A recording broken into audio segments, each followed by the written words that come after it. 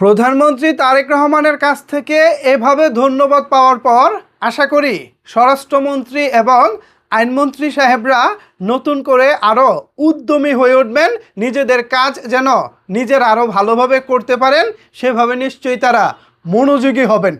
এবার আলোচিত রামিসা ধর্ষণ এবং হত্যাকাণ্ডের বিচার সম্পূর্ণ হওয়ার পর স্বরাষ্ট্রমন্ত্রী এবং আইনমন্ত্রীকে ধন্যবাদ জানালেন প্রধানমন্ত্রী তারেক রহমান।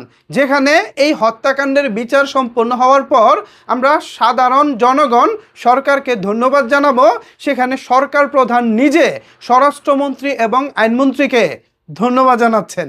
ঠিক কেন? এ বিষয়ে বিস্তারিত জানিয়ে নিউজ প্রকাশ করেছে দ্য বিজনেস স্ট্যান্ডার্ড। এই মুহূর্তে দ্য বিজনেস স্ট্যান্ডার্ডের নিউজটি আমার হাতে রয়েছে। এখানে দ্য বিজনেস স্ট্যান্ডার্ড এই খবরে শিরোনাম করেছে, দ্রুত রামিসা হত্যার আসামিদের শনাক্ত ও বিচার করায় আইনমন্ত্রী ও স্বরাষ্ট্রমন্ত্রীকে ধন্যবাদ দিলেন প্রধানমন্ত্রী। মূল খবরে বলা হচ্ছে, শিশু রামিসা হত্যাকাণ্ডের আসামিদের দ্রুত শনাক্ত ও আইনের আওতায় আনায় আইন, বিচার ও সংসদ বিষয়ক মন্ত্রী এবং স্বরাষ্ট্রমন্ত্রীকে ধন্যবাদ জানিয়েছেন প্রধানমন্ত্রী তারেক রহমান। আজ রবিবার 7 জুন জাতীয় সংসদ ভবনে অনুষ্ঠিত কার্য উপদেষ্টা কমিটির সভায় মাননীয় প্রধানমন্ত্রী শিশু রামিসা হত্যাকাণ্ডের সঙ্গে জড়িত অপরাধীদের দ্রুত শনাক্ত করে আইনের আওতায় আনতে সংশ্লিষ্ট মন্ত্রণালয় ও আইনশৃঙ্খলা রক্ষাকারী বাহিনীর কার্যকর ভূমিকার প্রশংসা করেন।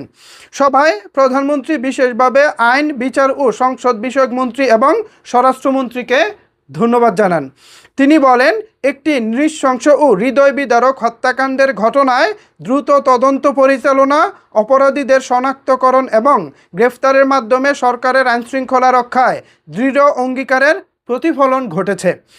প্রধানমন্ত্রী বলেন, মামলাটির বিচারিক কার্যক্রম দ্রুত ও সুষ্ঠুভাবে সম্পন্ন হবে এবং দোষী ব্যক্তিরা প্রচলিত আইন অনুযায়ী উপযুক্ত শাস্তি পাবে। তিনি আইনশৃঙ্খলা রক্ষাকারী বাহিনী, তদন্ত সংশ্লিষ্ট কর্মকর্তা এবং সংশ্লিষ্ট সকলকে জনগণের নিরাপত্তা নিশ্চিতকরণে একই ধরনের পেশাদারিত্ব ও নিষ্ঠা বজায় রাখার আহ্বান জানান। সভায় উপস্থিত সদস্যরাও এই ঘটনায় দ্রুত পদক্ষেপ গ্রহণের জন্য সংশ্লিষ্ট সবার ভূয়সী প্রশংসা করেন এবং ভবিষ্যতেও অপরাধ দমনে সরকারের জিরো টলারেন্স নীতি অব্যাহত থাকবে বলে প্রত্যাশা ব্যক্ত করেন। ব্যাপারটা আমার কাছে খুবই ভালো লাগলো। নিজের সংশ্লিষ্ট যেসব দপ্তর আছে নিজের আন্ডারে, সেই দপ্তরের মন্ত্রীরা যারা দায়িত্ব সুন্দরভাবে পালন করতেছে তাদেরকে প্রধানমন্ত্রী নিজে যখন ধন্যবাদ জানান, তখন নিশ্চয়ই ওই মন্ত্রণালয়ে যেসব মন্ত্রী আছেন যারা নিজেদের দায়িত্ব পালন করতেছেন তারা নিশ্চয়ই আরও বেশি উৎসাহ পাবেন। বিশেষ করে আইনমন্ত্রী মোহাম্মদ আসাদুজ্জামান এবং স্বরাষ্ট্রমন্ত্রী জনাব সালাউদ্দিন আহমেদ, এনারা ক্ষমতায় আসার পর দেশটাকে যেভাবে পেয়েছেন, আইনশৃঙ্খলা পরিস্থিতি আসলে খুব একটা আহামরি ভালো ছিল না গত অন্তর্বর্তীকালীন সরকারের সময় থেকে। এখনও পর্যন্ত যে অনেক বেশি ভালো হয়ে গেছে তা না, তবে ধাপে ধাপে ভালো হচ্ছে, এটা একটা ভালো লক্ষণ। সো প্রধানমন্ত্রীর প্রশংসা পাওয়ার পর বা প্রধানমন্ত্রীর কাছ থেকে ধন্যবাদ পাওয়ার পর আশা করি তারা আরও বেশি কাজের উৎসাহ পাবেন। তো ভিউয়ার্স, এই বিষয়টি আপনাদের কাছে কেমন লাগলো জানাতে পারেন আপনার মতামত নিচের কমেন্টস বক্সে।